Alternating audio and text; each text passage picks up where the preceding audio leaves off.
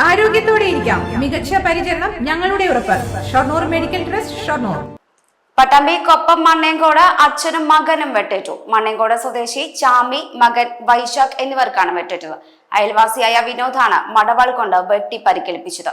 പരിക്കേറ്റ ഇവരെ പെരിന്തൽമണ്ണയിലെ സ്വകാര്യ ആശുപത്രിയിൽ പ്രവേശിപ്പിച്ചു. വിനോദിനെ കൊപ്പം പോലീസ് കസ്റ്റഡിയിലെടുത്തു.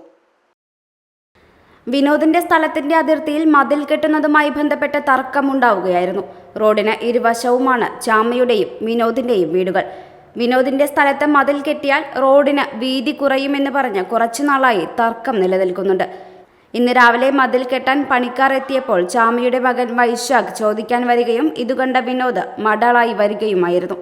വീട്ടിലേക്ക് ഓടാൻ ശ്രമിച്ച വൈശാഖിനെ വീട്ടുമുറ്റത്തിട്ട് വെട്ടുകയായിരുന്നു. രക്ഷിക്കാൻ ഓടിവന്ന ചാമയ്ക്ക് വെട്ടേറ്റു.